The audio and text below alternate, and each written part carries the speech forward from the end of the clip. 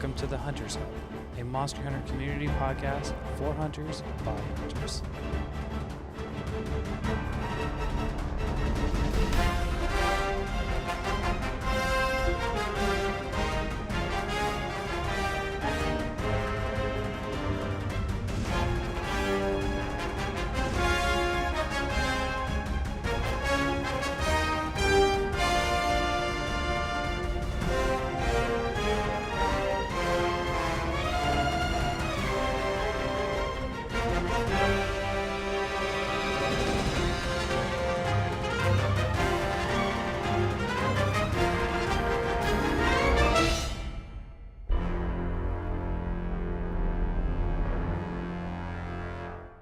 Welcome, hunters, to the Hunters Hub, episode 16.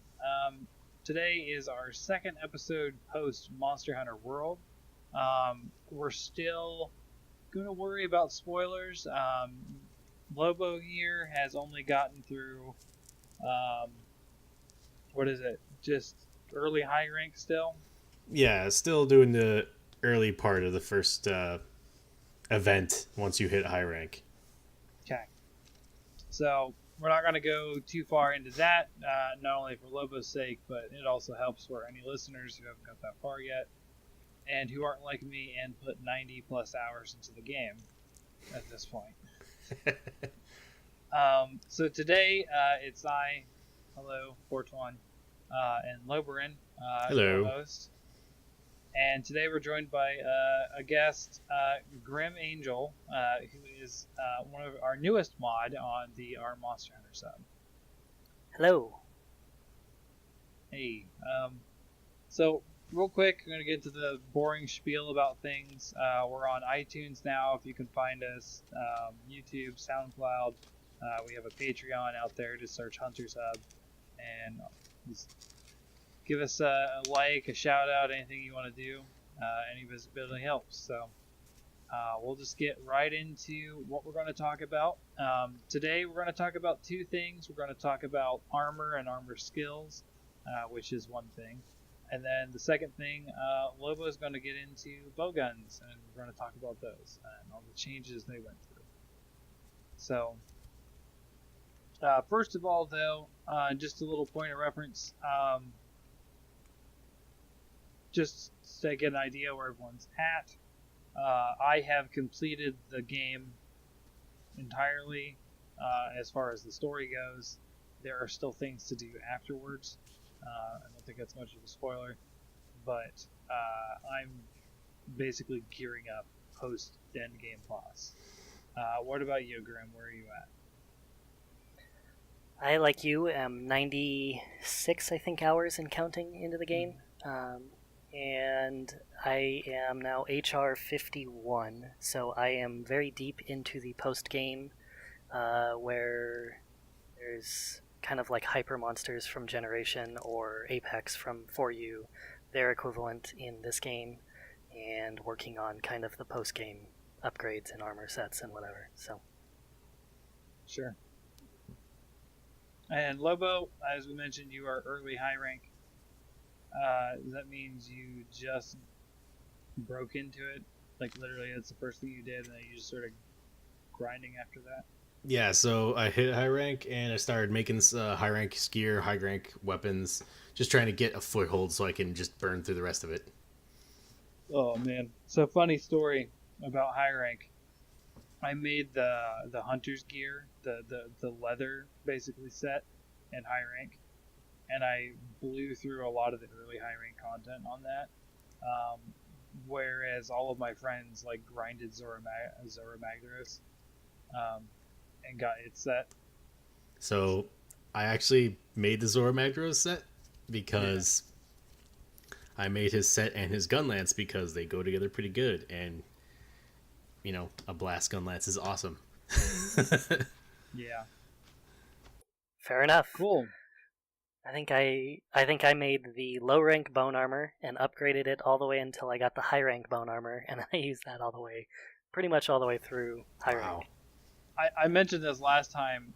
Up until Anjanath, I used low rank bone armor unupgraded. Ooh, unupgraded would be rough. And then I made Toby. I never upgraded anything until I started getting into high rank. That said, we're gonna preface this into like some heavy spoilers when I'm gonna get into the armor sets. Lobo, I'm gonna ask you just real quick. Do you know? So we all talked about the leaks, right? Right. How do you feel about the subspecies? Are you okay talking about those? So I know about the two, flagship dudes. Okay. Subspecies is not a big thing for me. Like I said, the only thing I do not want spoiled is, Corpse Dragon from the trailer. That's the only thing I'm really intent on finding out for myself. So if I refer to him, I will refer to him as Corpse Dragon. How about Perfect. That? All right. That aside, so armor sets are very different from how they operated in every previous game,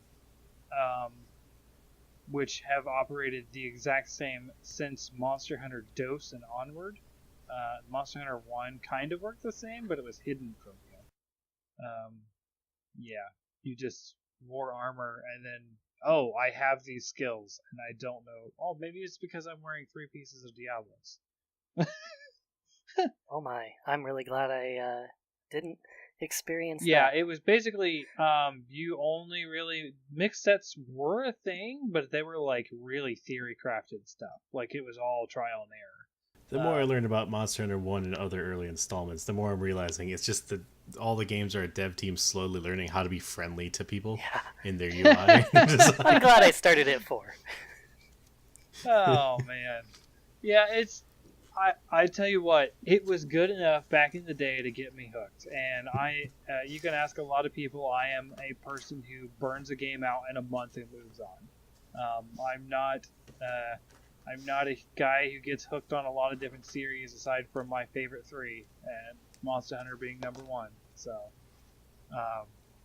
it was good enough to get me hooked game 1. So, we talk it down a lot because, yeah, it was pretty much the dark ages of Monster Hunter, but it is still really good. You should watch some videos, though. Fair enough. And not play it. I would say that. You don't want to suggest people go hunt with the right thumbstick again? No, I never want people to do that. That was horrible. And it was horrible as a great sword user who only had 3 attacks. It was still horrible. Great sword user, as I mentioned, my second 1,000 hours, or my second save, I should say. No, go ahead. I did have just one quick question about Monster Hunter 1, and I haven't found this. Is it true that while there wasn't dual blades, you had to start them as like a sword and shield and then upgrade a sword and shield to dual blades? Yeah, so this has been sort of like a blank spot for me in those games because I, like this time around, I just sort of mained a weapon and I never touched sword and shield aside from the starting set. Okay. I do believe that is correct. I do believe that I would remember a friend talking about that because he was really into it. But this is, I mean, we're talking like 14 years ago now. Oh, wow. Like Christmas 14 years ago. So it'll be this Christmas coming up in 2018 for 14 years. 13 years ago. But anyways, yeah, it's a long ways back. So back to modern day, the armor skills have always been driven by points, and you get X amount of points, and 10 is the usual threshold for starting a skill. Sometimes higher skills require more, but essentially you get points to hit a cap and you get that skill, and if there's upgrades to that skill, you have to do 15, 20, or however, it depends on the skill, right?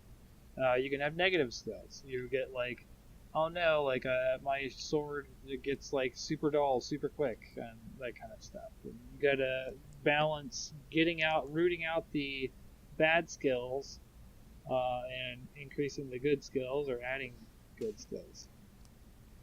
The system in Monster Hunter World is literally just nodes. Think of it as you have 10 points in this skill if you translate it back to the old games. Here you go.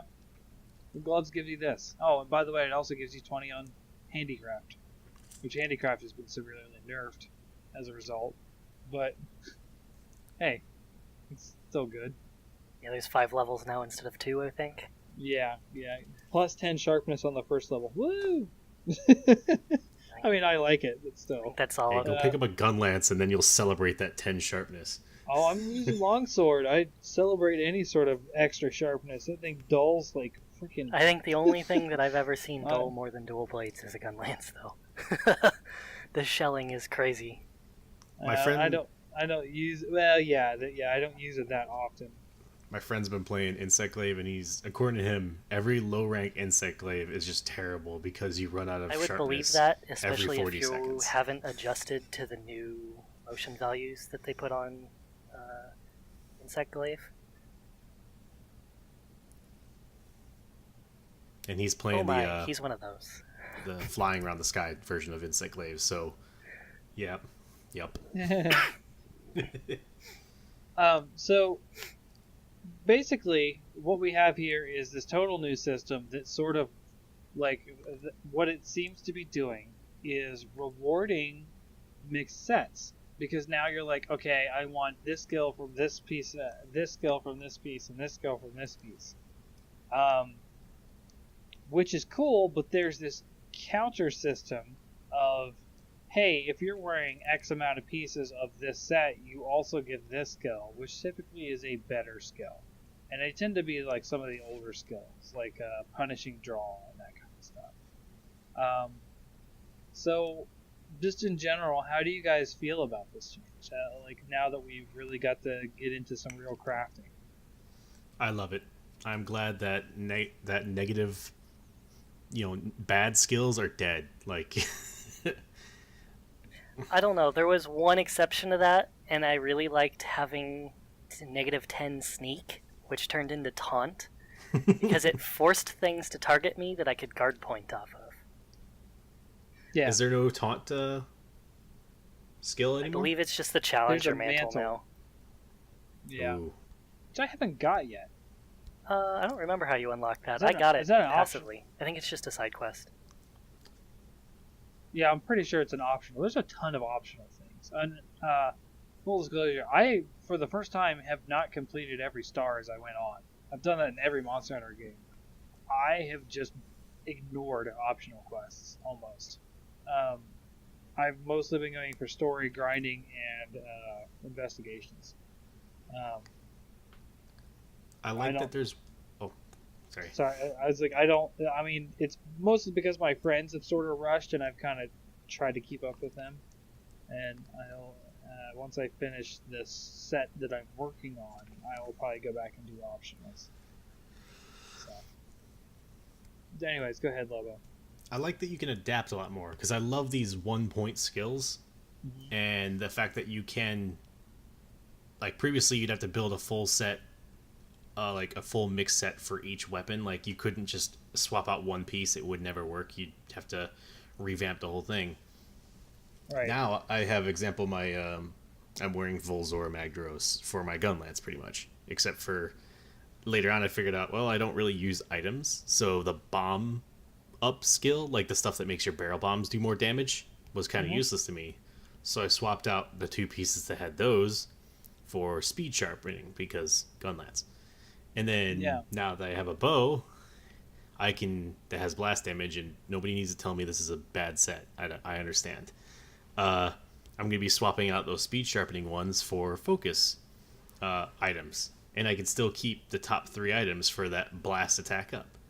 So it's much easier to swap around between weapons and bounce between different things when you don't have to, do some engineering to figure out how to exactly get 10 points and all the skills you want. You mean you don't need a resource outside of the game to look up how to make mixed sets? Whoa. Yeah. No. Oh, yeah, that's right. I can install amazing. Athena's armor thing from my computer now. To be fair, that's still sort of there when you get to post-game. Like, I also play bow really heavily, plus charge blade, dual blades, And I haven't yet gotten into Insect Glaive on this one, but I played it a lot in 4U. And I also played some Hammer on the way through World, which was a first for me. But I definitely have what I came through high rank with still, which is the Meat Dog Odogaron, which is very sharpness oriented. It's got speed sharpening. It's got something that was actually in Generations and Double Cross, which was heavy polish, which gives you a minute of sharpness not decaying at all after sharpening. Mm-hmm. And it's a general Blade Master set. There's some crit, a little bit of crit on it. There's a little bit of I forget what the other one on it was, but it was very much about maintaining sharpness and restoring sharpness very quickly, and then having some crit to go along with it. And it was just a real good entry-level thing. You could swap a piece here or there, you'd still be fine. But as I've gotten later, I have now almost 3 complete bow sets. One that's oriented to piercing, one that's oriented to the normal shots, and one that's kind of just I don't know. It's not a very good set. But the two other ones that I have that are very specialized took some engineering outside of the game. I haven't used outside of the game yet. I just sort of theory crafted my own stuff, put it together, and I was like, yeah, I kind of like how this works. I didn't have something that put it together for me, like I want this skill and I want this skill, but I did definitely have to like start writing down stuff and what's on what pieces and can I make this work? The only thing I've used out of games so far is it was just more of a I don't have all the armor revealed obviously yet. So it was just me searching. I went to Chronico and looked at the skills of like, okay, what all gives me free element? Which, by the way, is a 3-point skill now. You can have 1, 2, or 3 points, and is much easier to get than previously, where you had to like, sacrifice everything in order to awaken an element. Now you can get it pretty easily now. Yeah. I like that it's in stages too, so even if you can't get 3 points in it, you can get 1 point in it and still get a third of the usefulness out of it. Yeah.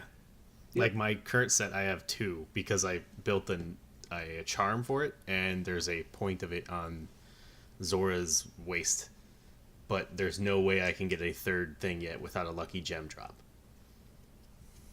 So yeah, I'm just using 2 points. Yeah, that's the other aspect of this is every armor set, instead of being Blade Master and Gunner, you have which I love, Alpha Beta. Yes, the split's gone and this makes me happy. So I have some thoughts on it. I like it, but there's a challenge for it in my brain, I guess. So what it is, and correct me if I'm wrong, because I haven't got to farming enough to really sort of get a set and optimize it yet. I've just sort of made a set, buffed up the defense on it as far as I could, and sort of just kept with the alpha most of the time. I haven't got into the whole beta stuff yet. But essentially, to explain, alpha has typically 2 skills on an armor, and not just 2 nodes, like 2 separate skills, sometimes 1 or 2 nodes. And then the beta is that top skill that the alpha had, but instead it has gem slots, or which, skill gems have been a thing in the past couple of Monster Hunter games, where you get points if you put in this gem. Well, now you are 99% right. I discovered there are some alpha pieces that have gem slots. So what the beta sets are is what the alpha one is, like you said, minus whatever the second skill option is, with an additional gem slot. And a lot of times, instead of it being a level 1 gem, it's a level 2 or a level 3 gem slot. Right, yeah. It's essentially the formula is top skill, more gems. Yes, top skill plus an additional gem. Yep. Or 2 sometimes, I think. Yeah, I think it is 2 in some aspects. Didn't they have something similar in Generations and, or not Generations, but the end of Double Cross? No. Where you would have 2 sets and one of them had more slots in it? No, they didn't do that. They just had the Mantis boss. I can't think of its name right now. but it had a unique skill setup on it where if you had the full set, it would give +2 points to any skill. So you only needed 8 and something to actually have it activate because it would jump it immediately to 10. And then it would also double any points that you had on your talisman, which included anything you had gemmed in. So if you had a 4/4 3-slot talisman and put 4 points of something into the slots on the talisman, you could have a talisman that gave you +10 to 3 separate skills. Okay. I thought I remembered something else, but must have been misremembering. That's all I found, and I think that's the one that I have the most time into is Double Cross. I've got 400 hours into it. Yeah, I've got almost 400 hours into it. I haven't broke 100. I literally just got into the village high rank and I kind of quit. I fell in love with bow during that, and Adept Bow is super fun to play. It's off topic though. That's okay. So basically, that's how these different armors and skills work. But as I mentioned, there are special skills for doing X amount of pieces in the set, and a lot of times the stronger ones require 4 pieces or that kind of thing. So, what I did, so I was looking, through all this stuff, and I kind of felt like there isn't a lot of skills or armor sets that I was super excited about this time around. If that makes any sense, I'm looking at the skills. I'm like, okay, it's good, right? But I'm not feeling like, okay, this is the set that I want to use, that kind of thing. There hasn't been many sets that I feel like the skills are a bit muted now, if that makes sense. I would definitely agree with that. It's hard for me, even still, to look through and say, oh, well, that 1 point of attack, well, it's just 3 attack. I don't really care about that. To put together in my head that, oh, well, if I use this and this and this, it's not just a point in attack, it's now 6 points in attack, and that's actually really nice. Like, I have a hard time doing that. It would be really nice if when you previewed the appearance of a piece of armor, say I wanted to make a mix set, and I'm like, hey, what does this look like? And you hit square on the different pieces, and it previews what it looks like. And you're like, hey, that looks pretty cool. All right, whatever. It would be nice if I could also hit skill info at that point, and it would show me the previewed armors pieces, the skills together. I thought you could do that by hitting L2 or R2. Tried and that, bump it over but to show you everything. Sometimes I just get like the single skill that I was looking at, and not even the piece of armor, just the skill, like attack 1. I don't know if it's I'm probably doing it wrong, honestly, but. So when you do a skill preview, you're looking at what you're currently wearing. I don't know of anything that you can do, like, hey, what happens if I put this on? I don't know how that works. Maybe it's just another tab on the item info or something. I've been doing a lot of using the item info to see what skills do, since there's a lot of new ones. It feels like, or other ones, have been redesigned for sure. It's just weird, right? It's like one of the most important systems in Monster Hunter from, like, I don't know, Monster Hunter 1, even though it was really obscured. And now it kind of feels like it's still important, but it feels, as someone who's played it before, it feels kneecapped almost. You know what I mean? Like, it's not bad, but it's like I'm not excited, and I used to theory craft sets all the time. I don't know. That's just like my take on it. Now, granted, that there are the weapons I really like. Like, a lot of the weapons feel a ton stronger. At least they look that way. I don't know that they're stronger. They feel much more polished, though. Yes. Yeah, you don't see a lot of only taking up half of the sharpness bar. So one of the sets that I made that sort of gets around and utilizes the whole, like, hey, this is like a X where you wear this X amount. This is where I kind of got into a little bit of theory crafting. is that I was looking around at sets and I was like, okay, so Pink Rathian only requires 3 pieces. So what 3 pieces can I use that I really care about the skills on? And I decided that was the gloves, the belt, and the feet of Pink Rathian. So that gave me Pink Rathian's ability, which is if you poison something, they're poisoned for longer. Oh, that's kind of cool. So yeah, it's thematic to Rathian, Pink Rathian. Also, poison is a lot stronger in Worlds. Holy cow!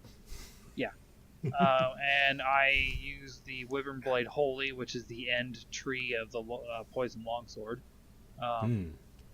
It's a cool decent. It's one of the better poison weapons that I've seen. I think the hammer one's really good too. It's the Puke hammer one. Mm-hmm. I heavily upgraded it. It was one of the better poison weapons I think I saw. Yeah, I mean, let alone the fact that poison is a bit stronger. These poison weapons don't feel very handicapped for being a status weapon. You know what I mean? Status weapons used to suck. I totally agree. And by the flip side to that is, I think they finally balanced blast.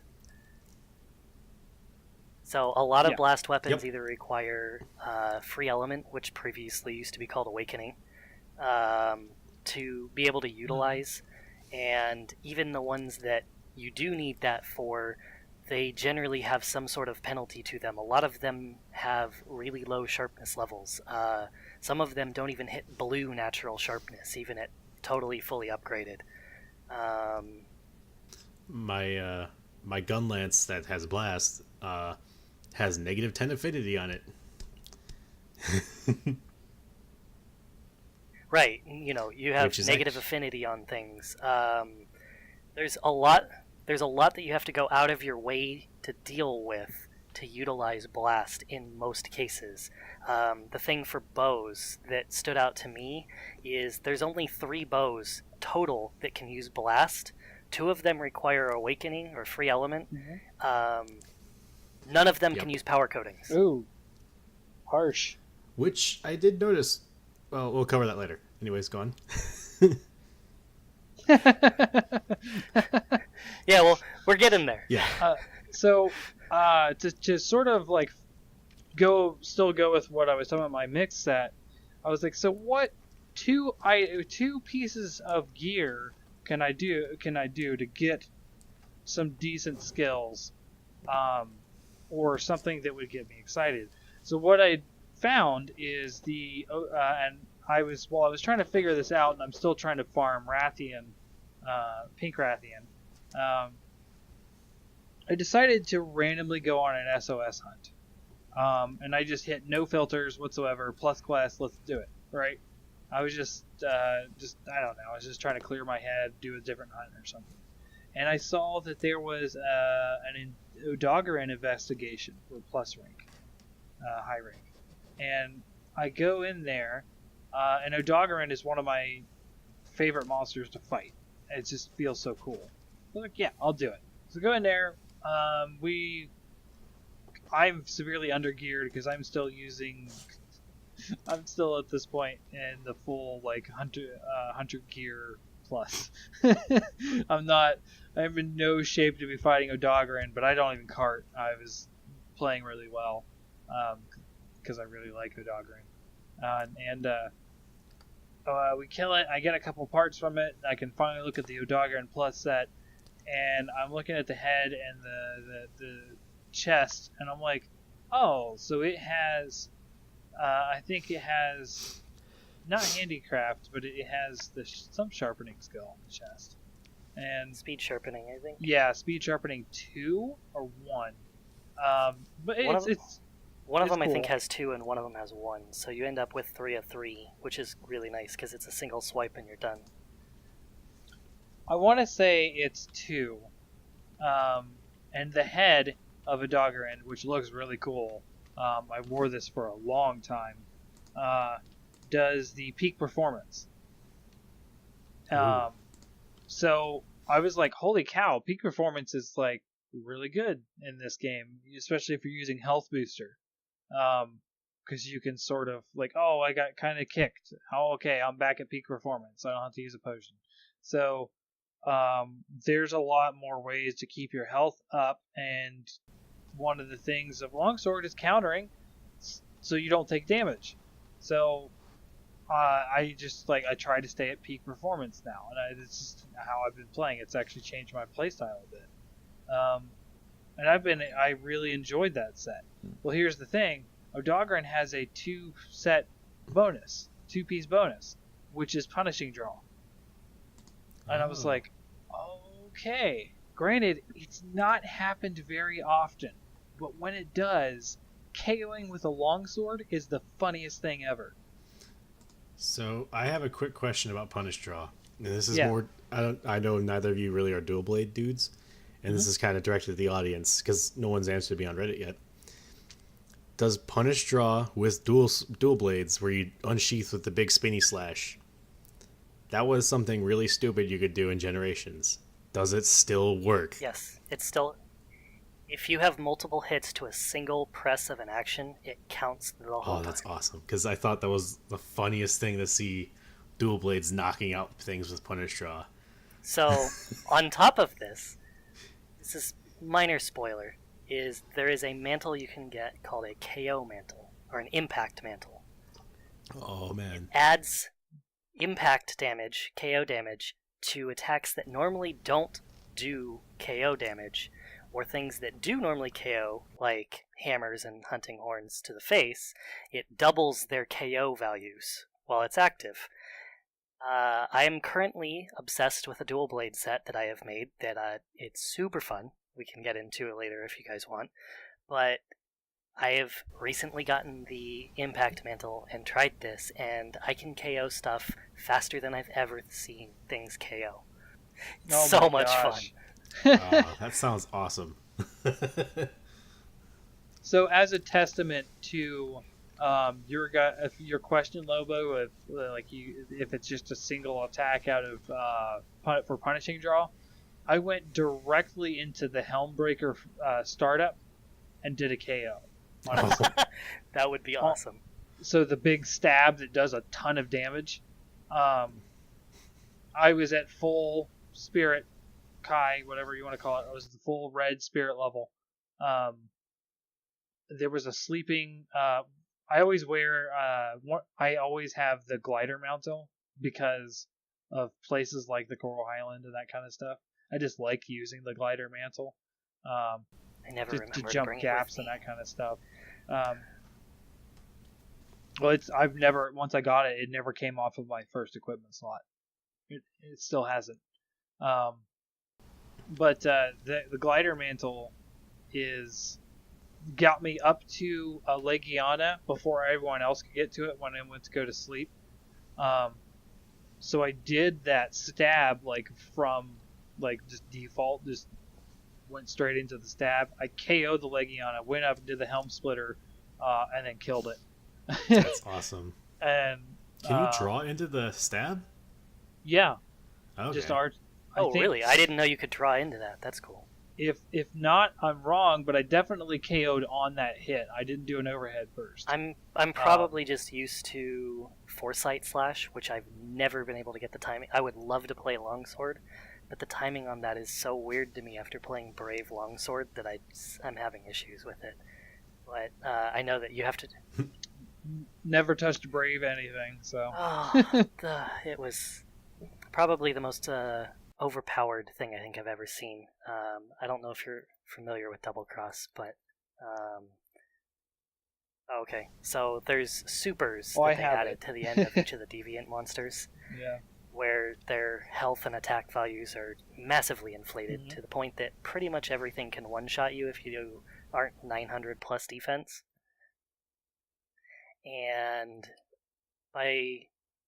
it's... I guess the best way to compare it is most G-rank monsters have somewhere between 10 and 12,000 health in Double Cross. The Super Massacre Diablos, or Bloodlust Diablos, it translates a couple different ways, is 22,000 health. It's like 22,050. And the only thing I think more broken then a brave longsword was Jeez. brave heavy bowgun, because those are the only two time attacks that people did that were sub 10 minutes solo. Oh my gosh. That's insane. And the brave longsword is basically the startup of your first spirit slash. You press R. There's a guard point on it, and if you landed the guard point, it has some ridiculously high motion value to it, and it immediately hits whatever hits you, and you take 0 damage. You're at no risk even on an extended hitbox from attacks. Like, it totally cancels the attack basically to you. And yeah, it was a little on the broken side, but Foresight Slash kind of takes that, where you can get hit, counterattack, you're totally fine, but you do have to throw out that attack before you can trigger the Foresight Slash, which really is screwing with me. So that's why I haven't picked that up. Yeah, that gets me from time to time still. Having to do that attack beforehand. I'd love to be able to draw into the Foresight. I've tried several times, but I have drawn into the stab quite a bit. It's fun to do, but yeah, just making that set though, that has carried me up through endgame, where now I'm working on a set that is only utilizing one 3-piece, which is going to be Corpse Dragon, as I'll say for your Lobo. Thank I'm you. going to use Corpse Dragon's 3-piece. No, not 3 pieces. Yeah, it's 3 pieces. I think it's 3. Yeah. I'm going to use that just because I don't know. I won't say what it does, but I kind of curious what it does. It doesn't. It's weird wording, but it looks like it would be super powerful if it's the way I'm thinking it works. Tell you what, I will do my best to get to him by next one. Oh, that's the one that lets you That's the one that lets you regen past red health, and I don't know how that would work, but it's natural recovery, just like you would for if you take red health and it regens up, except that it will go past the red health and go all the way to full eventually. Correct. So kind of like awesome. Kind of like Nergigante. Nergigante is closer, I think, to weapon honing from 4, where when you hit something, it just restores it, has a chance to restore a chunk of health. So, I gotcha. Now you got me thinking like theory crafting ability or ideas, because Bowgunner here, jamming that full regen with maybe a peak performance thing. So when I take my little chip damage, that chip damage gets fixed without me having to put my weapon away. Yeah. And I think that set from Zombie Dragon actually has peak performance on it. Ooh. Yeah. So I am mixing that with Kushala. Oh. Nice. And that is going to give me, I know at least Handicraft 2. I don't remember what the other piece of Kushala gives me. I'm actually wearing it. Oh, Evade Extender. Oh, yeah. That skill is... I love it. It's a 1-point skill. It's got 2 points on the legs. Wait, I thought Evade Extender... Do you mean Evade Window Extender? No, I don't know. No, there's Evade Extender, which is Evade Distance, and then there's Evade Window, which is the old evasion. So I think it's got Evade Extender, right? Distance? Yeah, it's got the distance one. So it can go, I think it's 3 points max. Yep. What? But anything past, 1 is pretty decent, 2 is like a lot, and 3 is overkill. 3 is, I can jump halfway across an arena, I think, in 1 dodge. The main reason I was excited about Evade Extender is because... oh yeah, you're right, does have 3. You can get it from Toby in low rank. You can get 1 point early on, and when you play Switch Axe and Gunlance, it affects their hops and steps now, so it's really nice. Yep. So I will probably try to get peak performance in another way. And I'm using an exploit weakness charm. Ooh. So that is going to be there. So one of the things I did though is all the beta. The whole thing is the beta set. So I can get more skills in there, and I do believe if I do that, there are 7 slots, I think, something like that. You can jam a lot in there. Yeah, well, here's the thing. I'm excited to do that, but all I'm getting are resistance things. So that's where some of the changes I like and I dislike at the same time. So you no longer have to go do mining runs, or your favorite You have to fight core hard monsters quests or whatever to farm talismans. Talismans are craftable. But decorations no longer are craftable. Decorations are rewards from basically the equivalent to Apex or Hyper Monsters. It's the post-game content that you get on a regular basis. Mm-hmm. You actually do get gems from high rank normals, though, too. But they are the resistance ones. Yeah, they're not good. You do get them, but they're your very. I did get really lucky, and I got 1 attack. Oh yes, Wow. I did get a one regular too. high rank hunt. Okay. But it's I'm going really to rare. I'm going to give and it's still the only attack suggestion gem here, I have. and it's based on the armor set I wore in low rank. Lagiana has the extra rewards option, or a skill on its 3-piece set in low rank. I don't know if it still has the equivalent in high rank. It has it on 2-piece in high Oh, rank. that's even better. So, Because the 4-piece in high rank is the one that gives you an extra charge level for bows. ooh, okay, Yeah. good to know. Which Yeah, is... but I don't want to make a farming one because you have to farm high level stuff. Right. If it doesn't And naturally fit into your gear, it's not something that I would go out of my way for.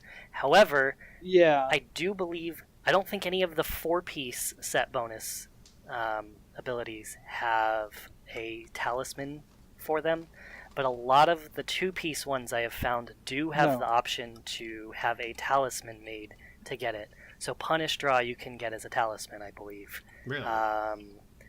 The extra luck I know from Legiana you can get as a talisman.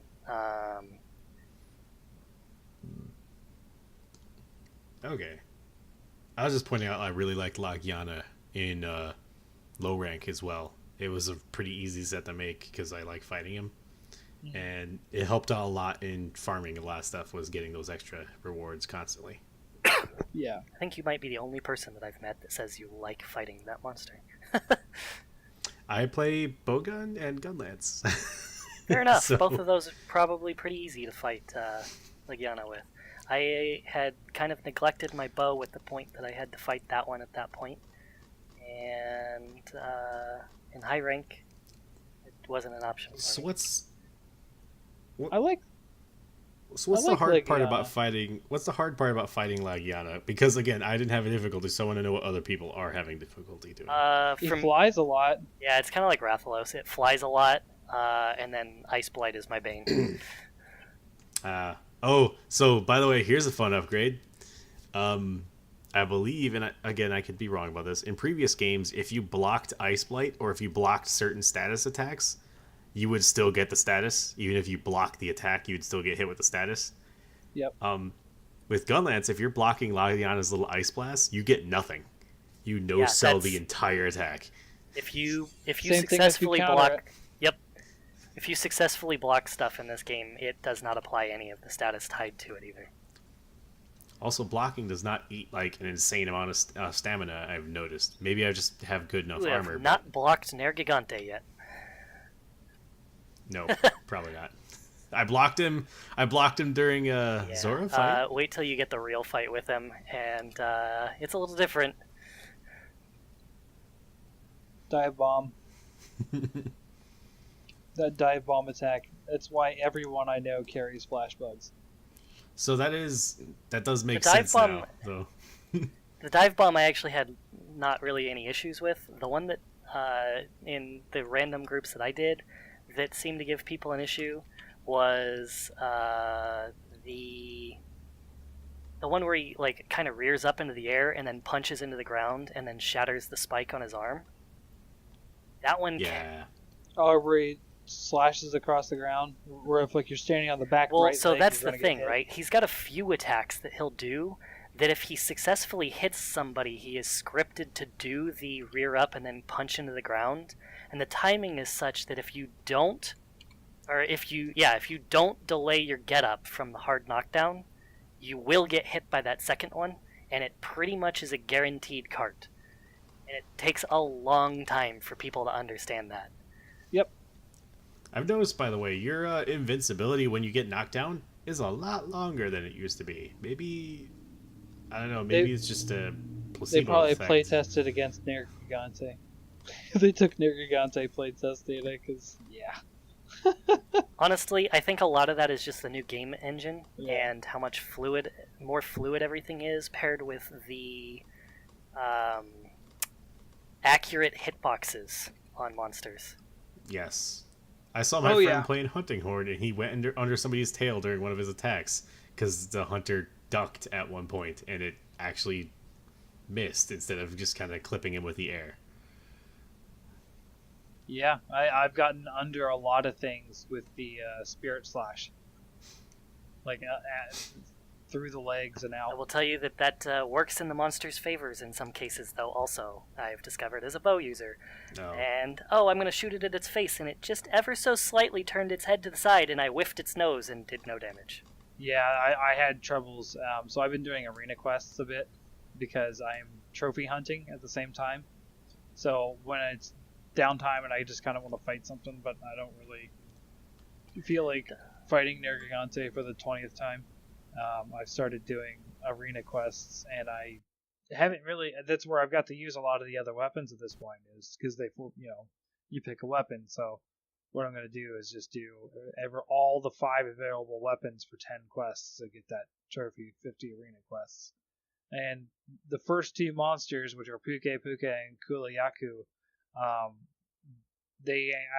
the last weapon to choose from is a light bowgun, and it's really hard to hit the head under the wing because the wing will do the slight movement and it'll hit the wing, and it's like I just did like half the damage I would have done, or whatever divided down to 1. I do have that problem a lot with Baroth, because now that I can see the damage numbers, I can kind of know when I'm hitting the right spot. Previously, I was like, oh, I'm doing fine. Now I see when I accidentally clip his head, instead of that juicy 30, I see 1. I'm like, oh. Yeah. You just, you messed up now. And it's like, I didn't realize how hard his head was to anything. Yeah. I'm going to say one change, and this is unrelated to the armors and skill kind of thing. Capturing is so much less of a headache now. Yes. Oh Yeah. my gosh. Traps arm so much faster. Well, not only that, but the tranks are easier to use. The tranks are easier to get and make, too. That is true. That's true. Although I feel it's really weird that you make them from paralyzed shrooms. I would keep thinking nitro shrooms, but that's for bombs. So, that confuses me. I have a billion times more nitro shrooms than I need because I thought I needed them. But the other thing is you can actually see when they're close to death on the map now. Yes. And it's like, okay. If your research is high enough for the monster.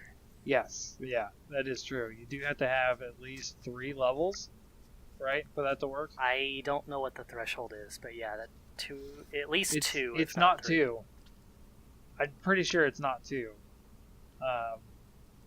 Because of me doing a ton of Doritados capturing. Because I think you have to have 3, and you have to have the first little notch thing clicked in when you go talk to the researcher dude. Oh, I'm talking about the notches. I'm talking about you have to have 3 notches. I think you just have to the first one, but then you also... No, the notches are actually scout flies, and whether or not they... when I was farming Odogaron, I was all the way at the end because I had done so many Odogaron hunts. What that does is it immediately shows you where he is on the map. Like, I don't even have to pick up a clue. So the notches are your scout fly levels, and then there's little stars also, and that's your monster research level.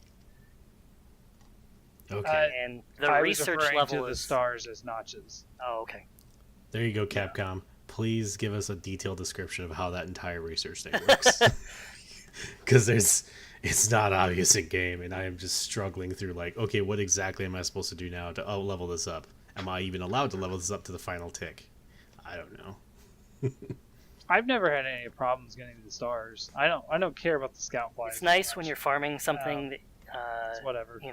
Has a couple of different spawn locations. When you first zone in, you're like, hey, I know exactly where it's at. But yeah, the scout flies are less useful because if you've got max research on something in general, your scout flies are pretty much going to be, oh, here's my first clue. It's going to tell me where the monster is now.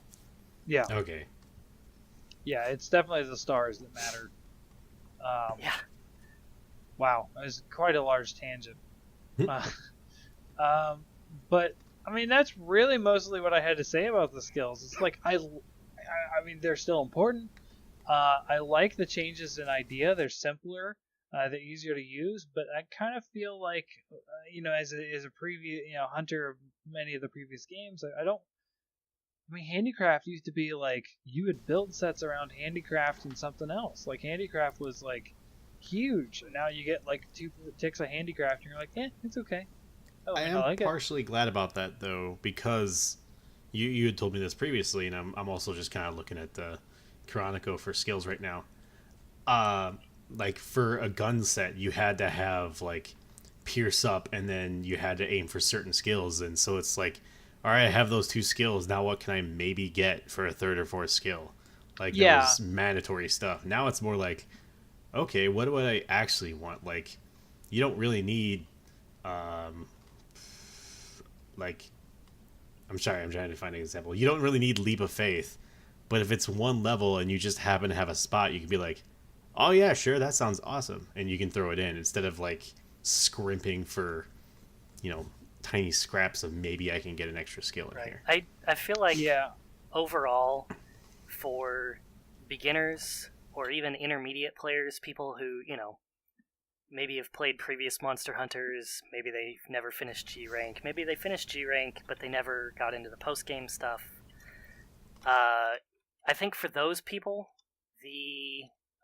those players, I think that's really going to be, the new skill system's really great for that, because it doesn't require looking up outside resources to make a solid set. It doesn't require crazy, this is a mandatory skill like you were saying. But I think for anybody who is used to, guild quests, like the 140 guild quests and the notorious Double Joe, bad memories, or, stuff like that where you're kind of pushing the absolute top of the game, I think it's actually harder. But my theory, this is totally a theory, my theory is that Capcom is at some point going to add G rank to this game. I don't think it's going to be a separate release of the game. I think they're just going to do it as DLC. Whether it's paid DLC or not, that's to be determined. And honestly, if it's paid, I don't care. I would pay for it. The game is totally worth the money for it. But I wouldn't mind it just being an expansion. Well, that's kind of what I mean by paid DLC, is like an actual expansion to it. But my guess is that they're trying to avoid the inflation that was 4U, because in 4U, in G rank, it was not uncommon for a mixed set to have 7 or even 8 skills in some cases, which was crazy powerful. I don't think I've ever seen a game that you get that powerful. And the reason I say that is because the 140 guild quests in 4U, monsters that are in that versus even just the 5-star G rank, the G5 hunts, is almost a full tier of like jumping from low rank to high rank again. And so you had to have gear that compensated for that. But then when you go back and do something that wasn't those, you would, demolish multiplayer monsters solo in less time than a group of 4 would do it otherwise. So I kind of hoping that it's just a case of they're trying to stop the skill inflation. Right. So that if they add G rank, then they can actually have crazy powerful sets like that. That may be wishful thinking, but that's I'm hoping. I do like that idea. Do you have anything else to say on skills, or? I do have one last thing. Okay. Because of the lowered requirement for skills, fashion hunting is so much easier now. Because I'll give an example. I know some people sigh and hate this. I'll give an example in something I hated. In Generations, I'm going to forget the exact name of the monster. There was a specific waist that you had to make for like 90% of sets that I wanted to make. It was this ugly looking fish scale, fish armor thing, but it was required to be on it. And someone's going to probably be like, I know exactly what item that is. I don't remember. I don't want to remember. I hated it because you couldn't color it. It looked terrible. Now with this, you can actually say like, oh, this looks really bad. Let me find another option of something that will still give me some useful stuff instead of just, oh, I have to put this thing on. And that's where I cringe, because there are certain skills that not necessarily required, but are very commonly used. And so far, I've only found on either a single piece or maybe 2 pieces. Yeah, I mean, there's always going to be some exceptions, but you have a lot more leeway now versus what you used to have. Overall, yeah, I agree with that. Like, I don't know how many things weakness exploit on, but I know that's going to be an important skill, but it looks like there's a decent amount that have Weakness that. exploit's pretty easy to get. It's things like spread or pierce up that I, like, for me as a bow player, that I was running into that you don't have other options. There's one option, and that's it. If you don't like it, too bad. Let me take a look. Spread, Yeah. pierce. Oh yeah. Oh no. I'm gonna get the beta of Corpse Dragon Helmet. So I haven't completed the set I'm working on yet. But the beta is, to me, aesthetically far inferior to the alpha. So I'm not gonna go the Fashion Hunter route. I'm gonna go for the beta. Plus side, Helmet. the beta lets you in most monster colors. The beta lets you color more parts of it. From what I've seen. I could see why in this case, because there's less to the beta than there is the alpha. There's like By an the extra way, layer on the alpha. You were not kidding. Spread shots come from only Levizioth. Yep. And only Greaves. Plus side, they're Greaves. That means you don't see them usually because they're the lower legs and nobody cares about those. For minor spoiler, is Pierce. the Pierce one is only on the Rathalos waist, and not just the regular one, but the Azure one. And and only on the alpha, Right, not because even on the it's the beta, second just skill. the alpha. And Holy I was doing crap. my original bow set, the one that I have. It's kind of for elemental bows because the 4-piece Rathalos is elemental crit. So if you have an affinity-based set and something that uses element, then that element damage can also crit, which is kind of nice. But I was using 2-piece regular Rathalos and 2-piece Wrath Soul, which is the Azure Rathalos. And having red armor and blue armor, that you can't color the main parts of the armor, it's the highlights on the armor. No, my inner, no, it's bad. I don't like it. I don't want to think about it.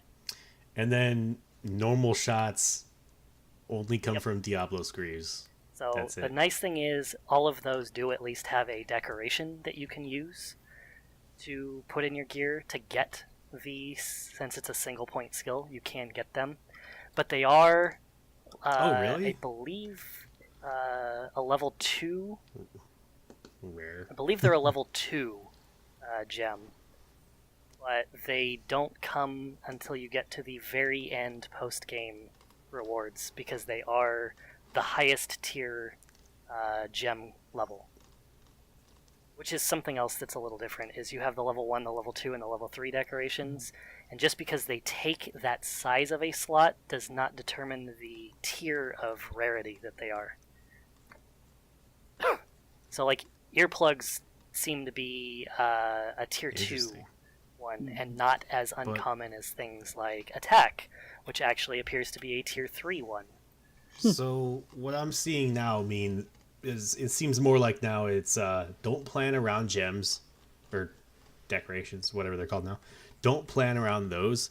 Plan around making a set, and then if you happen to get a decoration that you like drops, then you can redesign It's it around kind of that decoration. kind of. And since they're less impactful than the talismans used to be, I still prefer this system over the old system. But I can say that for the most part, you can plan really, really nice sets without a single decoration, and then having extra decorations down the road will basically give you a free skill that you otherwise wouldn't have, and you can make it whatever you want it to be. So in my case, I've kind of fallen in love with speed eating. Speed eating in this is so good. And Speed eating is awesome. oh man, so 2 of 3 is generally what I run. Yeah, because but I put 3 of 3 in just for giggles one time, and I can drink a mega potion faster than I can sheath my weapon. Wow. Whoa. See, that Like, actually I had seems like chugging. it'd be good combined with like wide range or something like that. It probably is amazing with wide range. Also, there's I- 5 ranks on wide range. Holy crap! I have a sword that has 2 or 3 ranks on wide range, and it's so funny. The It's sword? Like, yeah, because of slots. Oh, okay. And I put so every time I drink a potion, all of those messages come up. It's like thanks. And I like at the end, it's always like Fortuan got the most assists, and people were throwing down health things, and I was keeping mind of myself and stuff. I was being totally greedy. It's like, hey, I got support master for being selfish and drinking 10 potions. Oh man. By the way, sorry, just you mentioned those cards at the end. I don't see that a did the most damage thing like ever show up. I've seen it twice. I've seen it once, and it was my HR 50 quest to re-break again at 50 and unlock the 3rd tier of the special hunts, and it is against a Kirin, which... Oh god. And Kirin is notoriously painful to hunt regardless of what weapon you are, because Blade Masters you bounce anywhere but the head. And for me as a bow user, where everything is super centered around Dragon Pierce because of how good Dragon Pierce is, I can't pierce him. It hits maybe 3 times. So this was the inspiration for me to make the normal and spread shot armor set that I'm working on right now, is that I was trying to deal with hunting this Kirin, and it was painful. But I had a buddy of mine come along with a heavy bowgun, and slicing shot it to death. He tried to do lance, but he said that no, that just wasn't, he wasn't feeling that. That was bad. But yeah, he came along with heavy bowgun, and at the end of it, it said most damage done, and it was something like 12,500 damage.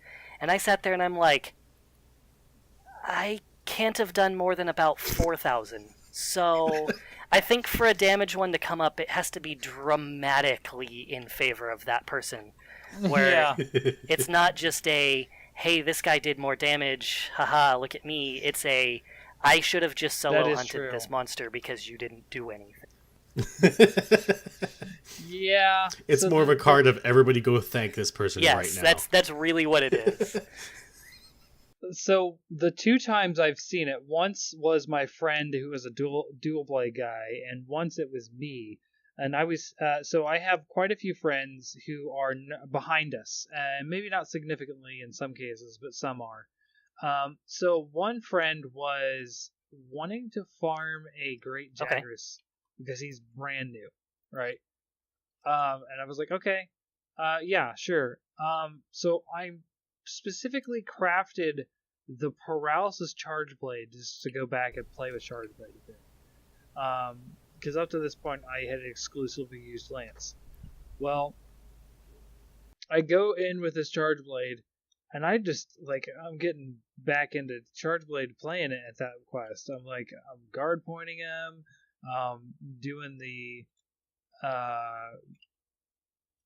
what do you call it, the sword, charging up your sword and hitting them. Like I was just like executing everything perfectly, and I was having a lot of fun with it. And he was like, dang, it looks like you're having an easy time with it.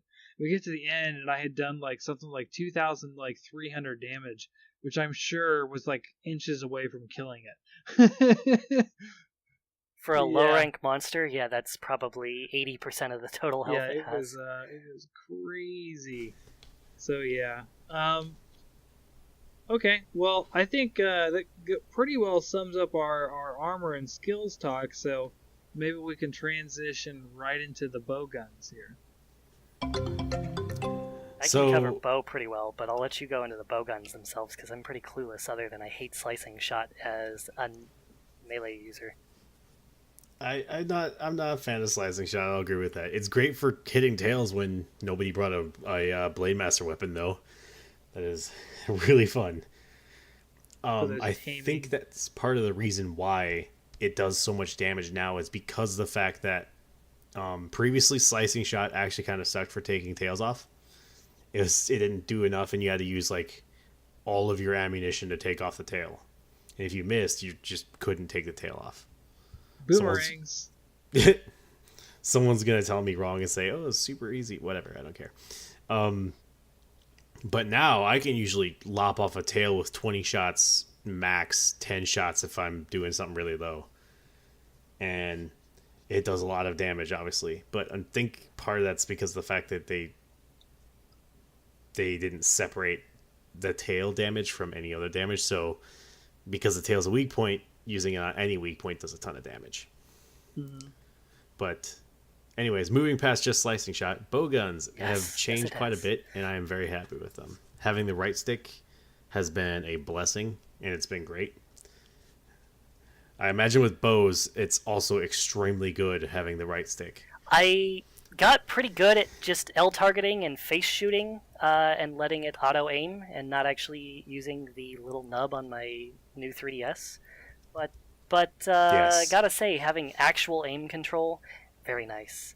And unrelated to bowguns, but same mechanic. The other class or the other weapon class that benefited from this really highly is insect glaive, because targeting your kinsect now is the same way. Mm-hmm. And you can vertically target your kinsect now. Yep. Does it actually go Oh up? yes, it angles it Yeah. now. Ooh, nice. Yeah, you can shoot it almost above you, right? Yeah, you can pretty much above shoot you. it as straight as you can get your camera to point. Yeah. So that's really nice. I'm finding myself taking a lot of with bowgun previously, I would actually pay attention to where the monster was spatially around me. So I'd have a lot of times where I would just point at the camera and shoot because I knew exactly where the monster would be. Right. I haven't been doing that anymore. Not only because I have a right thumbstick, but now because it's easier to hit weak points. It's a lot better to Actually aim. Actually aim and look for it because since they're emphasizing weak points, I actually it's a lot better now. went in and pro tip here, you can change your camera controls so that when you target a monster, it doesn't focus on them and always keep them center camera, which Oh yeah, I don't use that. I just use L1 I also to do, quick but flick, I've gotten flick so over. used to the right stick now that I forget that I can do that sometimes, and I find myself slowly panning. I mean, it's not that slow, but panning my camera 180 to get something that's jumped behind me instead of just tapping L1 and having it, immediately flip my camera for me. Oh yeah. So I just find myself blind firing a lot less. I noticed I'm using less. Just the way you play bowgun changes, because previously you wanted something that had a huge clip, could fire normal 2s, pierce 2s, pierce 3s. You want a ton of recoil down and stuff like that, because that's how you had to play bowgun. Is you had to set up and spam a lot. Answer me this, because I never even touched a bowgun because it was too complicated for me in 4. Okay. And I only just lightly touched it in Double Cross because Brave Bowgun was broken. I mean, it was broken. Yeah. But was Siege mode always a thing? Siege mode has been a thing for a while. I'm not sure if it's always been, because I unfortunately started with 4U. Okay, but it was a thing in 4U then. It was a thing in 4U, and you could take it off, though. There was a limiter, like, how you didn't play bow, but in older games, you had to manage your attachments on the bow. Okay. And it was different than they have now. In older games, you either put a shield on, you put a silencer on if you're a light bowgun, which reduced recoil for some reason, or you put a power barrel on, which made it do more damage. Right, I do remember that much from Double Cross. That was there. You could also, at one point, do a limiter removal, Okay. which got rid of your siege fire, but I'm going to mess up a detail here. It gave you larger clips amounts of bullets before you had to Okay. refire. For a lot of bigger ammo types, and then I think also it made it do more damage, but you lost your siege fire. So I was going to say that siege fire and rapid fire started in Freedom Unite. okay, It could have been in Freedom 2. I'm a little more fuzzy on that. I never really got into a lot of different weapons in Freedom 2. I just sort of went hammer and stuck with hammer. But it definitely wasn't a thing in Monster Hunter 1. It wasn't in Gen 1. You were just shooting. There wasn't any special mechanic to it. So it's been it's an old mechanic to have seed mode and that kind of stuff, but it's not something that has always existed. Right. You couldn't do that in 1. Kind of So- like the charging up great swords. It's bread and butter, but you couldn't do that in 1. okay. So part of that was that when it was moving to Worlds and I found out they removed it, I was upset, distraught. Fortuan heard me Yeah. complain way too much about it. But it wasn't gone. It was just used differently. Yeah, so I was, because it's because of how the playstyle changed. Because I was used to, Yeah. you wait till you had an opening, you got your siege mode, you ripped its face open with a ton of really fast bullets, then you hopefully rolled out of the way or got it before you got hit in the face. And that was it. You had really big bursts of damage, and then you'd pack your gun away, try to find a better spot, and then do it again. Now, you can fire on the move, and you can aim all the time, and you don't have to be stuck. There's also the fact of one of the other biggest upgrades is ammunition. I noticed loads quite a bit faster. That is a nice change. There's not as many that have a super long reload animation, and the fact that ammunition stays loaded between bullet types. You start off with every bullet loaded in your gun. So full load's That's cool. dead, which is good because now you can just do it whenever. Whenever you go to reload, if you just hold triangle, it not only loads your current one, but then proceed to just auto load everything in order that isn't full. So I see less sets built around like, oh, you have to build, pierce up, and then this entire gun is about pierce. Now I see a lot of where it's you fire all your normal 2 shots, switch down to pierce, you fire all your pierce shots, switch to pierce 2, you fire all your pierce 2s, you kind of go through your ammunition. So it makes, I don't know, it seems to bring a lot more depth to the bowgun than it previously used to have. And then, your special ammunition, the special shots being the snipe and the chain gun, Wyvern Heart, I think it's called. They're kind of like fun little cooldowns that you get to use. Kind of like, I equate them to Wyvern Fire on your gun lance. Every gun lance likes using Wyvern Fire because it's a big, cool explosion that does a ton of damage. And bowguns now have a version of that. And they're, from what I've seen, one is not better than the other. Mostly just because based on the monsters you have to fight. Because that pierce, the dragon snipe one, is basically like a super pierce shot. It goes from one side of the monster until it exits the other. And I would say the only thing is the cooldown It's a on long that cooldown. for it to come back up is 90. It's 90 seconds for the snipe as opposed to 300 seconds for a full heart. really, I never actually timed it. Yeah, I looked that up, and so you can get 3 snipes off for 1 full minigun volley, basically. Yeah. Big thing about So minigun in- is you don't have to use the whole gauge, though. Correct. You can use it partway through, which is nice. Yeah. The minigun also is really good for things that have really terrible gunner hit zones. So things like a Rathalos, where the head is the only weak point for a gunner, it's really nice for that. Because not only is that the only weak point and the only place you care to hit, but if you continue to hit the same spot with that, it increases the damage. Flinches. Yeah. Really? So the longer I you didn't know sit about there that and part. shoot That's kinda something cool. with Wyvern Heart, the more damage it'll do to that spot, as long as you keep hitting the same spot. So that's good to know, actually. Which also, again, makes it more like a fun cooldown versus just like, well, I have to do this now. It's something you look forward to being able to do. Because versus sitting and pinking normal 2s off something's face like it used to be the norm, It Yeah. feels so much better. Also, piercing ammunition is much easier to get into now.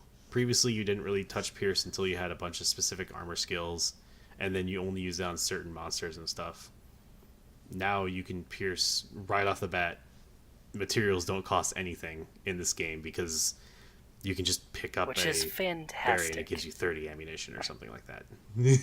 Yeah, It's you can really gun at nice that Hunter they rank removed 0, a lot of the barriers to entry for gunning. which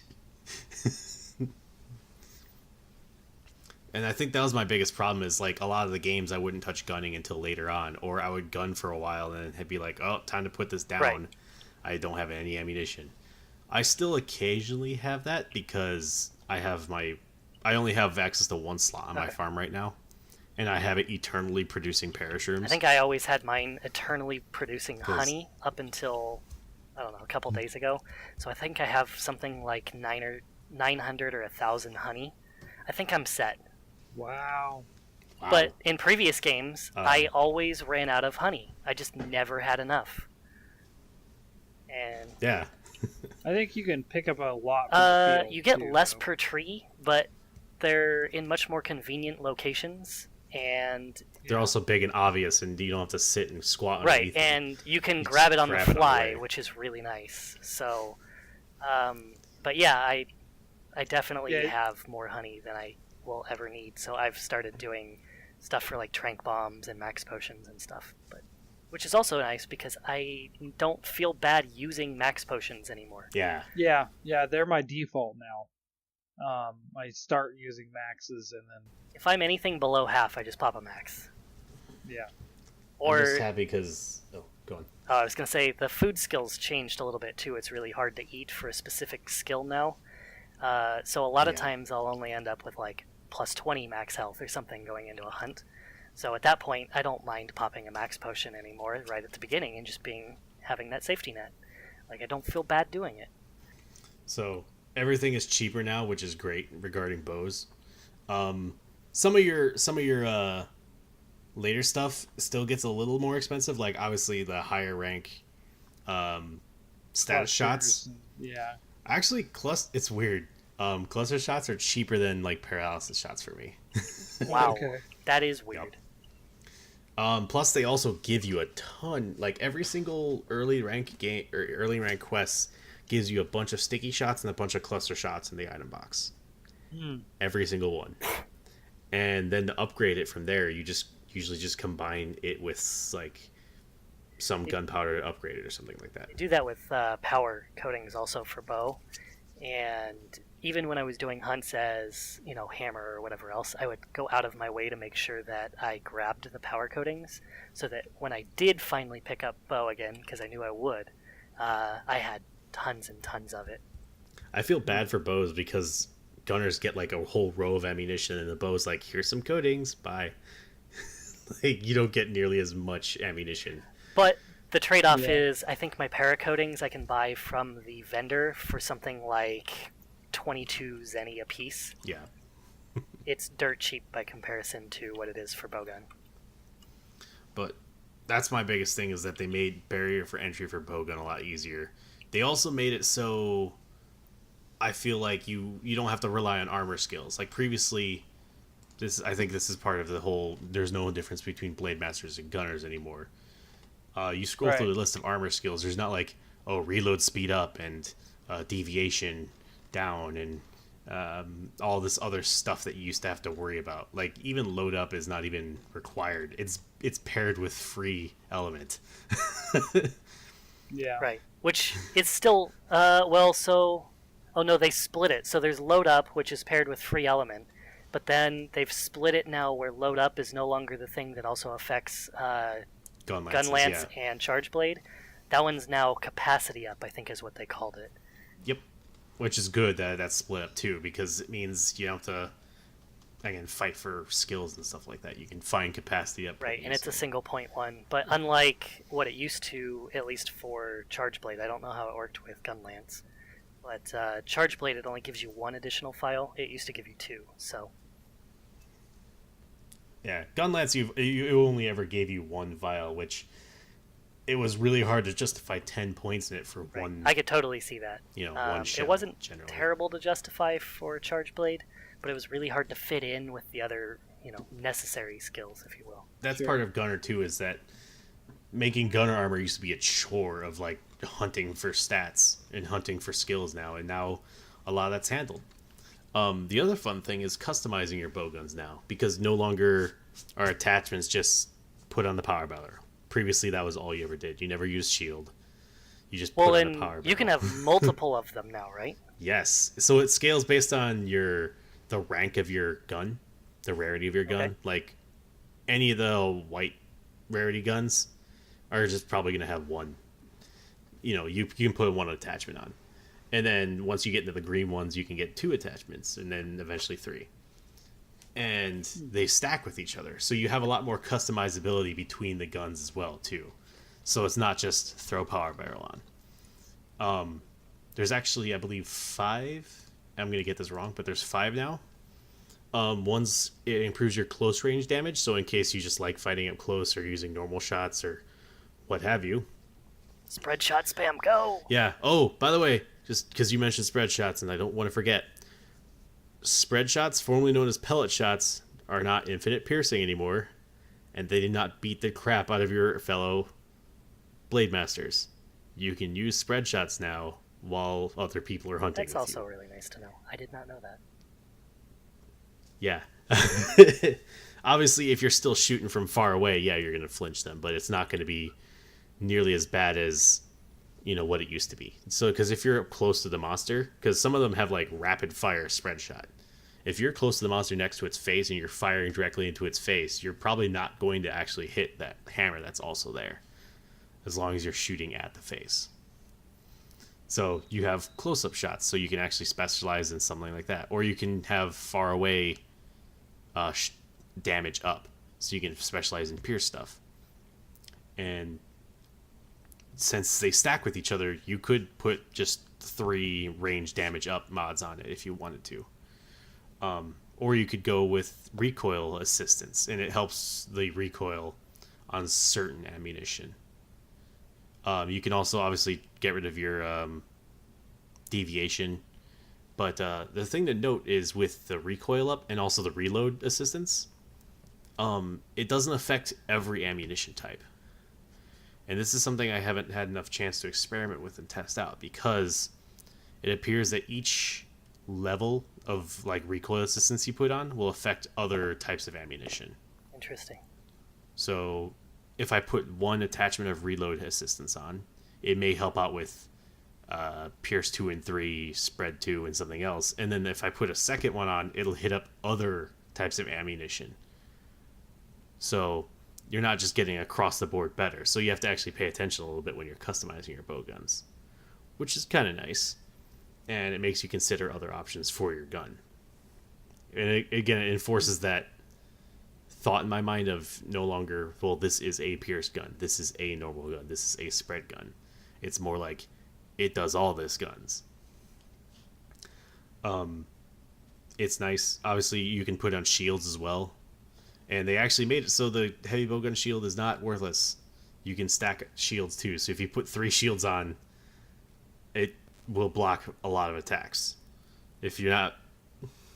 I noticed even from the beta, I haven't played a bowgun yet so far in the actual game, but I could block a Diablos charge with a single shield mod on the heavy bowgun, and I took less chip damage than I did as a lance. Yeah, I'm probably going to be testing that this week too, is just trying out different mods and seeing how they combine.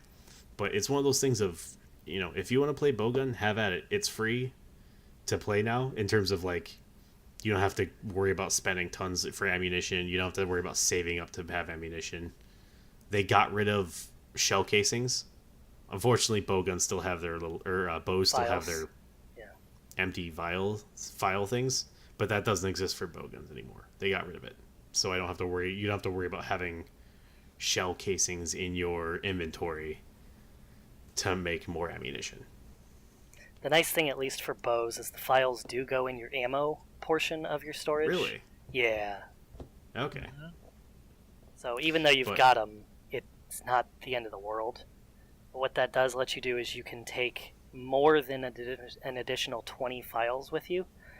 And you can take, nitro shrooms, or you can take parashrooms, or whatever you want to make more of a special type of ammo, or a special coating. And you don't have to worry about going back and getting more files, or not being able to bring enough to do more types of ammo. Because before you basically took 20 files and 20 nitro shrooms, and that was your power coatings. And that was it. That's all you could take with you. If you ran out of those, you were done. You didn't have anything more. Or if you wanted parashot, paralyzed coatings and power coatings, well, you couldn't do it because you can only take 20 files with you. So that's no longer a thing. You can carry... It's something stupid. I think you can carry 1,000 files on you at once. Yeah, I mean, there's no reason not to have them if you're ever going to craft more ammo. Holy cow, that's awesome. But they've done two things for bow, since we're on this, is power coatings no longer have two ranks. There's only one rank. So before it used to be that power coating 1 was a 20% increase in damage, and power coating 2 was a 50% increase. So it was drastic. Like, power coatings were required. They were necessary. What they've done is there's only one now. It's only power coatings, and it's 30%. So it's not as drastic as it used to be, but it is better than the previous level 1 coating was. But what they've done is they've given you close range coatings, which also only certain bows used to be able to use before, and nobody ever used because nobody ever wanted to get that close to a monster. I use them as I ran out of power coatings and I don't know what to do next. In World now, though, it still is, you have to be really close to the monster, so it's really risky to use, but it is a 25% increase. So it's only 5% less than the power coatings, and it's infinite. So it's really not, with the mobility options that they've given you with like the power slide and whatever else, it's not the worst thing in the world to actually be that close, and you still get the damage bonus. By the way, note about power slide. I didn't know that when you do that, it auto-aims at the monster for you as long as you don't touch the right stick. I didn't know that either until earlier today. Like, I found it out and I'm like, oh my god, I've been adjusting my camera and I could have just been nailing So have I. shots. Oh, I did not know that. And I found out that's how people aim when they do the power slide into a wall, where you do the run up and then do the jump off spread shot. I could never aim that accurately. And what I found out is... Oh, because you were trying to aim it as I was falling. Lots of quality of life stuff. How is elemental bow now, by the way? I didn't try it out yet. So, you had asked me a question earlier before we started the podcast, and essentially what I had found is, up to this point, since they introduced Blast, you either had two options. You ran a really, really, really high raw bow that you just used power coatings and that was it, or you found a bow that had Blast on it because Blast was overpowered. It would break parts and stun or trip monsters, and it just gave you a whole bunch of free damage. Blast, they seem to have balanced, in that, at least for bows, in that there's only 3 bows that have Blast on it in general. Right. Not like natural blast coatings. There's still blast coatings, and there's quite a few of them that can actually use it, surprisingly. But it's 20 shots, you're done. Yeah. Unless you're going to make more. But power coatings and close range coatings I still find better for the most part, unless you're specifically trying to break a specific part. Because Blast is still great at breaking parts. Diablo's face. Rathalos wings. Oh, yeah. So, but, what about the elemental ones? So, up to this point, though, like I said, elemental bows kind of just fell off. Like, they weren't good in 4, they weren't good in Generations, they weren't good in Double Cross. Elemental bows in this, because of the changes to Blast, and it not being overpowered by itself anymore anyways, paired with the fact that the 3 Blast bows in the game, only one of the 3 of them even has it without free element, and none of them can use power coatings. So because of that, elemental bows, which pretty much all can use power coatings, paired with the amount of element now that they've put on elemental bows, actually makes them really strong. So there's a couple of different paths. One is what I was doing initially with my element-based bow set, where I get element crit, and then I run weakness exploit and critical eye and whatever, and I end up with 70 or 80% crit paired with elemental crit. You do a lot of elemental damage, and if you look at the bow, they all have, I think, top tier elemental bows are like 204 raw damage. It's not a lot by comparison to some of the raw bows that are up in the 280 range. And you're like, oh, that's lackluster. And then you look at the element, and it's like 280. Yeah, I noticed they seem to have upped the elements all around the board, too. Like, a lot of other weapons having big elemental numbers now. That is probably true. But it's crazy the amount of element that you can do. And I haven't done it. Somebody was telling me about it the other day, but there's some setup that you can run that runs elemental crit with whatever the element is you're using. Say you're using the Tobi Kadachi bow, so you have a Thunder Up. So you've got Thunder Up plus elemental crit plus weakness exploit plus critical eye.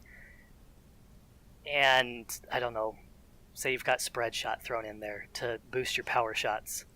You end up doing tons of elemental damage, and it's really good for killing stuff quick, but elemental damage isn't so great at breaking parts, so there's a little bit of a trade-off there. So far it does seem like part breaking is tied to raw damage and not elemental damage. Okay. I did want to point out but they are 100% viable in this, by the way. All the elemental attack up skills are pretty good, like plus 30, plus 60, plus 100, and then they get percentage bonuses on top of the 100. Yeah. That's a lot. It is a lot. And then, as you might have noticed, I didn't talk anything about elemental gunning or light bow gunning. Yeah, isn't that... Well, there's rapid 2 now for light... Or rapid fire, I guess, for light bowgun, right? Yes, there is still rapid fire. It's... So... not as common as it used to be. Correct me if I'm wrong. I only have the beta or the demo, whatever you want to call it, as experience. But that one had rapid fire on the elemental shots, which they pierced. Yes. Now, is that an element of the element shot itself, or is that an element of the rapid fire? So it is part of the piercing, but it's also kind of, I'm not going to say misconception, it doesn't actually pierce. So they changed bullets a little bit here. Heavy or normal 3s used to ricochet. They did less than normal 2s, but they hit multiple places. Multiple times. And it didn't really pierce, it just kind of shotgunned wherever it felt like it. So shooting under a wing was funny. Shooting between the legs was fun. But now, normal 3 just hits hard. It hits like an artillery shell. But normal 2s have... Or not normal 2s, but no, elemental shots. They do their initial damage, and also sometimes... I don't know the percentage of this. I haven't messed with it enough to give a concrete answer. Sometimes, like, the casing or something like that will fly off and also, like, hit separately as, like, a little ricochet. Like, it breaks into multiple parts.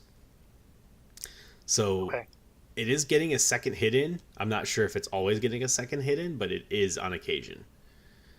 That's the and the times it's not, you may just be lucky and it may have ricocheted into a direction that doesn't hit the monster or something. Yeah, so it's one of those, I'll probably just take elemental bowgun and just do terrible things to a Jagras in the name of science to just analyze exactly how it works.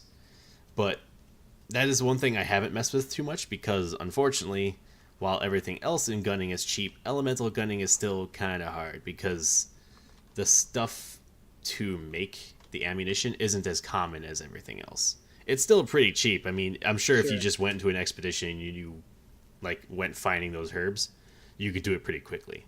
They just don't seem to make as much ammunition as the raw bullets or the, explosive and status bullets. So, we should probably start wrapping up here. We're at an hour 40 almost. So, that was a lot. Yeah. That was a lot to go through. I'm pretty sure I have 20 minutes of silence on my end because I was like, whoa. I could probably There's so much to bows now, and bows and bowguns both. And we. Yeah, no, I didn't even get into. Not only is rapid firing less common, but now we have this single shot like lever action style thing that's on certain Yeah. ammunitions where it's got like a little down arrow and there's only one bullet in the clip, but it's like a but lever it action. reloads fast. Yeah. Yep. And that's cool. Okay. Well, that was a very in-depth conversation on bowguns. My gosh. I don't think I have much to say on them. I used them a bit in the demo. I'm not a bowgunning person anymore, even though that's how I started my Monster Hunter career back in the day. But back in the day, I was using like a freaking heavy bowgun that was like 7 times your size. And, it was a much different game back then too. I just say give it a try to everybody. Like, it's changed a lot, and it's not, there's no such thing as gunners and blade masters anymore. We're all hunters now. I mean, we were all hunters before. We just wore different armors. I was trying to make an inspirational thing there. Sorry. What I'm going to say is I have tried the bow guns and the heavy bow gun with the demo and a bit in the arena quest where you just basically, here, pick a weapon. I'm still not a huge fan of them personally. It's nothing against them in general. It's just not how I play anymore. I'm just apparently just going to go with the popular weapon and say longsword right now. Every time the Bavarian talks to me, he's like, "Hey, you're using the #1 weapon." I'm like, "I still know. Thank you." But yeah. So, cool. Is there any final thoughts that you guys had to say, or are we good to go? Don't be I was gonna say, don't be afraid to experiment. There's a lot of things that are super viable now. You don't have to worry about playing in the meta. Just try whatever looks fun. Honestly, I was going to say something similar, is that unless you're pushing for time attacks, at which point you already know what you're doing, everything's totally useful. The only thing I've found that makes something significantly faster than anything else is playing with people that know what they're doing with the weapon.